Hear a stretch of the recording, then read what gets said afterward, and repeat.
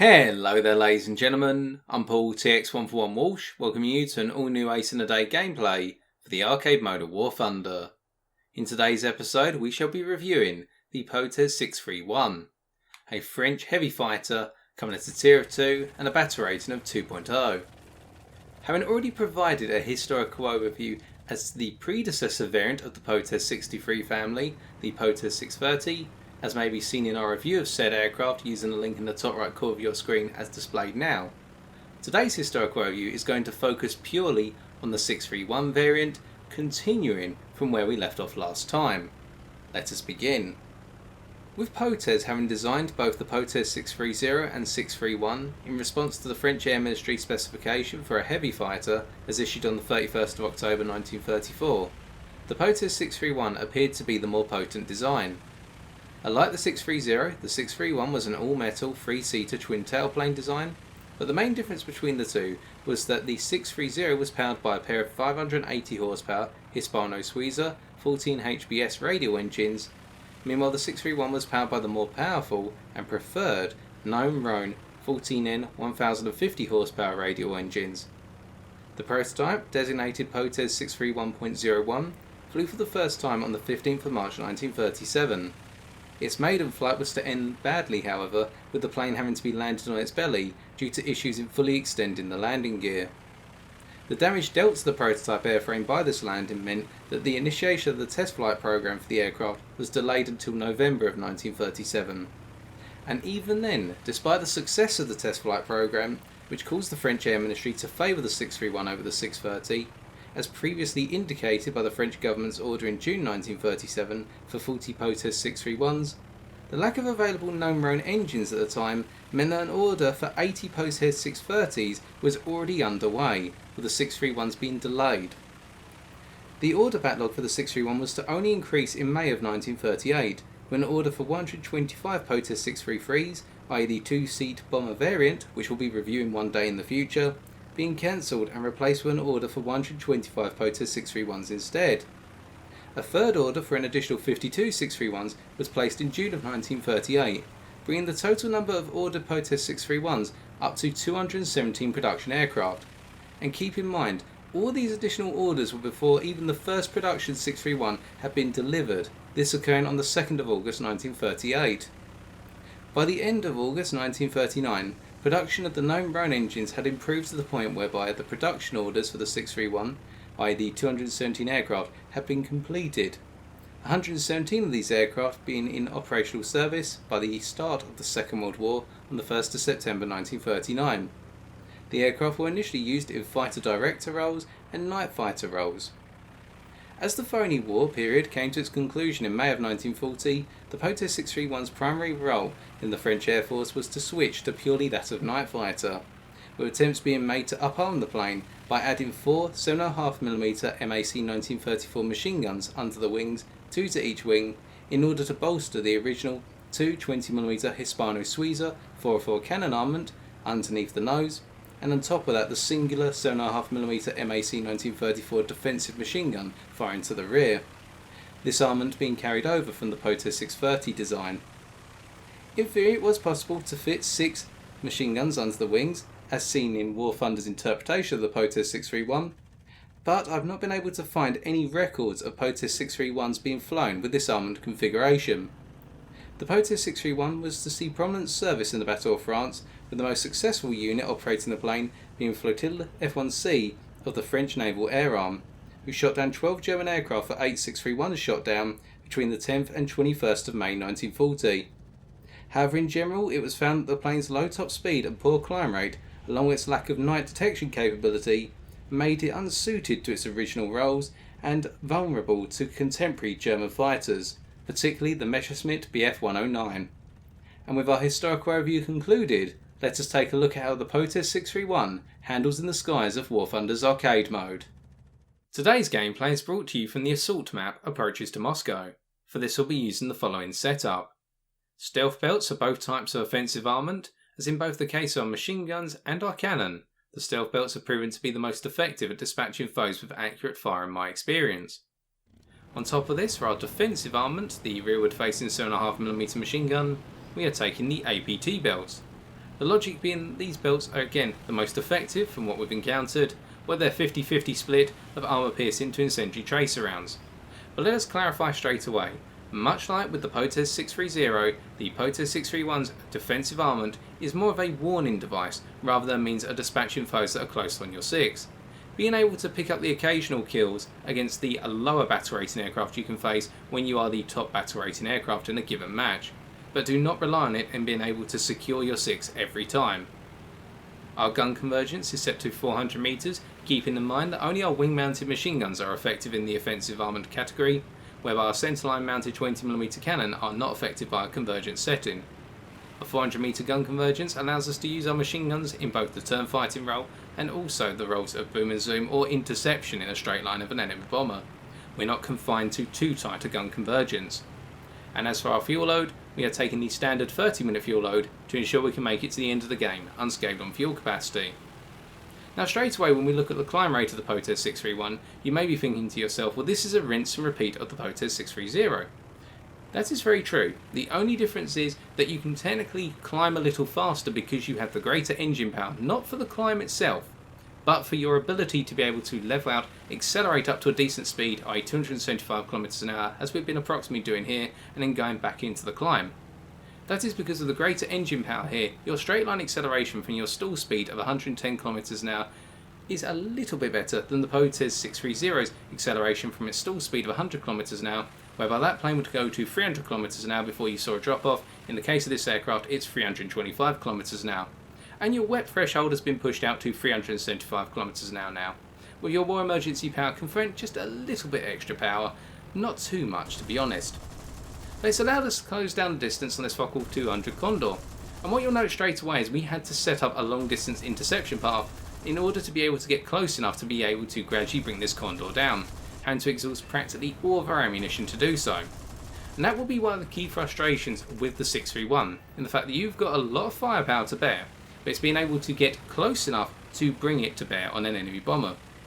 Now there will be the likes of some of the early French bombers which you'll outrun clearly, and then there'll be the likes of the Heinkel 111s and the Condor, such as depicted there, where you'll have to spend a lot of time chasing those planes down, and you may have to dedicate yourself to the bomber interception role for practically the whole of a game. But we're not going to do that here. Instead, we're now going to hammerhead over the top of this Potez 631, cut it apart for our second kill. As you'll see, we'll pick up the Condor kill pretty much simultaneously. There we go, the double kill. And now we break around. Because what's interesting is, despite the increase in overall mass of the airframe of this plane, you still have the wonderful controllability of the Potez 630. Or if anything, actually your controllability has improved very slightly. Now let's straight away go into the concept of control surfaces. Your elevator is always going to be, much like the 630, your strongest control surface, whereby you have a very responsive elevator which gives you the ability to loop extremely tightly and can take a lot of foes by surprise. Your elevator will start locking up, losing 50% of its performance threshold between the speed of 650 to 700 km an hour, so it's a very quick and sudden lockup, but it's only within the higher speed category. This means that if you do go into a dive to try and run away from a foe, such as a VG-33C1, but they're still on your 6, you can loop over the top of them half the time because they will lose their elevator responsiveness much more easily than you will. As we go head to head with this foe, coming straight in for them, we know that they're trying to go underneath us and then use their elevator to perhaps cut over the top of us. As we can see, we can follow them with our elevator very easily and bring our other control surfaces to bear, even when the VG-33 duped us by switching the directionality of their loop. And despite them having the superior climb rate, we finally get a clean shot on them to pick up our third kill. Now what about the other two control surfaces? Well, they're weaker. The rudder, not too weak, it's a rather decent rudder that you have, and because of your twin tail plane you can actually kick this plane round quite easily in a flat rudder turn. Now you're not going to be outperforming the likes of the KI-27 or the KI-44, but you'll do well enough to be able to flat rudder turn and take some foes by surprise, or just add your rudder into an engagement and you can come around in, say, a split S a little bit faster, as we saw against the VG-33 when they cut underneath us initially. Your rudder does experience a drop off of 50% performance between the speeds of 650 to 750 km an hour. But again, this is only at the extreme speeds, which you're not going to be using your rudder too often at, even in a boom and zoom pass, but more on that later. As for your roll rate, well, this is your weakest control surface area, with your ailerons experiencing a lock-up between 550 to 750 km an hour, losing 75% of their performance capability. And your roll rate is rather slow to begin with, so changing direction in the midst of a scissors engagement, for example, is not going to be your forte. But what is your forte is being able to go head to head at long distance against a foe, such as this Hellcat here, scratching their fuselage, taking 1 or 2 hits from even heavy caliber machine guns, using your all metallic airframe to be able to absorb said hits, and then hammerheading over the top at low speed, noting here how we can conserve our energy very well in this plane and we have great low speed stability, to come around and dispatch a foe. Taking out their elevator there, and we want to finish them off before they can become a problem once more. Now, having taken that foe out at this point, we decide to break away, and here we can see how the dive acceleration of the 631 is nice, and it's good enough to enable us to get away from a Heinkel 112 and a Messerschmitt 109, an early edition of the 109 series. Do not underestimate the dive speed acceleration of this plane, and what's more, with your heavier mass you will now find that your maximal dive speed is 811 km an hour, which is a roughly 20 km an hour improvement from the Potez 630. It's not major perhaps, but it's still an improvement, and it can make the difference when you're being pursued.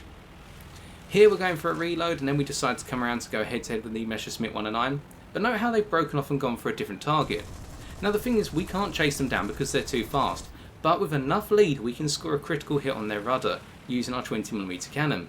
And that's one thing to consider, you have a lethal amount of firepower, and if you know how to lead it, you can really catch enemy fighters by surprise at the longer distances, when they may think I can just fly past the Potez 631 because it can never catch me, and they don't realise how effective you can be at ranges going from say 600 metres out to a kilometre with your 20mm cannon. And the stealth belts of course hide your incoming fire from your foe. So now, having spoken about dive speed acceleration and the fact that your control surfaces lock up at the higher speeds, what else is there to note? Well, we said about the durability of the airframe of this plane being very good. Do we still have the weakness of the cockpit being exposed, alike in the 630 or the 630? I keep switching the two, my apologies. Yes, you still have the cockpit weakness, whereby hits to the cockpit on this plane have a very high chance of causing your pilot to be knocked out. You lack any form of bulletproof glass, and I should also point out you lack any form of armour protection in this plane. Your main focus is still on avoiding getting hit, but you can use your airframe to soak up the hits where needs be, and we're going to do that again here against the D520. Now, one other thing to note, compared to the 630, your engines in the 631 are much more vulnerable, whereby if they get hit, they seem to soak up damage horrendously and you will lose all form of performance.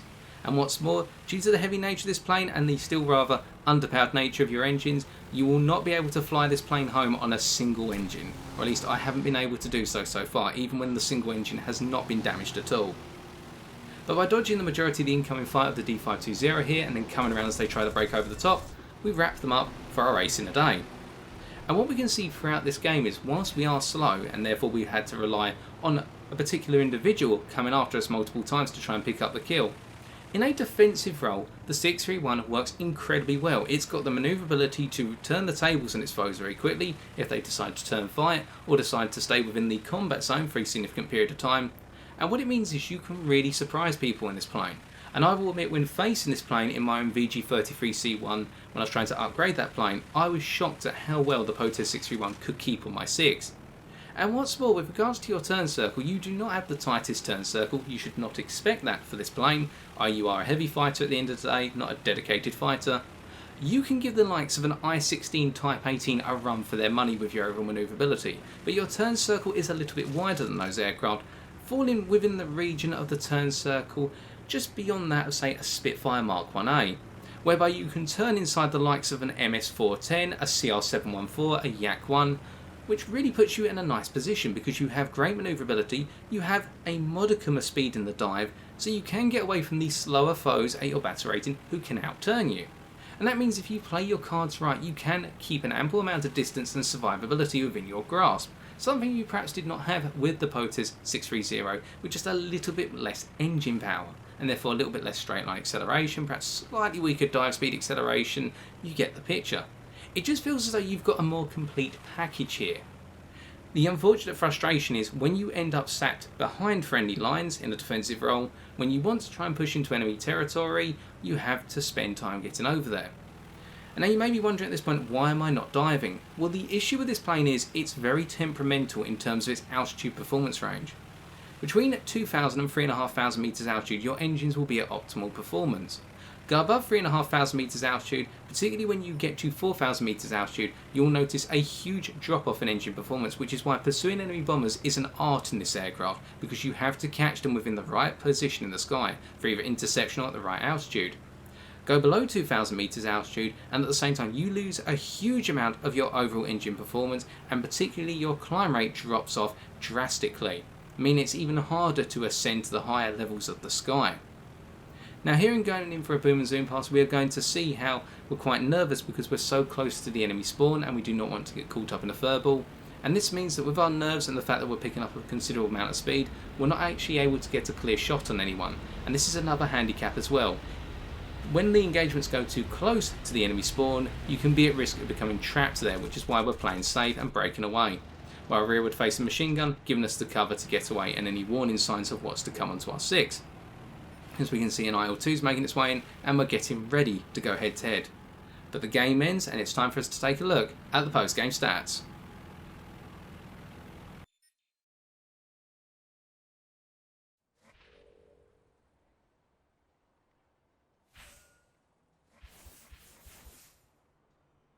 With our 5 kills and single assist, we're able to pick up 7,988 silver lions and 1,578 research points. To defeat the Potez 631, I can recommend one of two options. The first is for those aircraft with equal or superior manoeuvrability, the likes of the Bf-110C4, the Spitfire Mark 1A and the Ki-43. And that is to turn fight with the Potez 631 from the outset, particularly below 2,000 metres altitude where this plane will struggle for engine performance. In these circumstances, do keep in mind that the plane will have decent energy conservation in the turn fight and will be able to stay in the fight for a lot longer than you may expect compared to the other monoplane fighters you will have faced at your battle rating tier. But if you can conduct a climbing spiral, i.e. as you turn increase the altitude and get the Potez 631 to follow you in this endeavour, very quickly the plane is going to be heading towards its stall characteristics, which kick in at 190 km an hour. At which point the turn circle of the Potez 631 will become exacerbated and the control surfaces for the pilot will begin to become heavy. And if you can get the plane all the way down towards its stall speed of 110 km an hour, you'll find that you'll have the ability to come around and take shots at the airframe of the Potez 631 and dispatch it from the skies.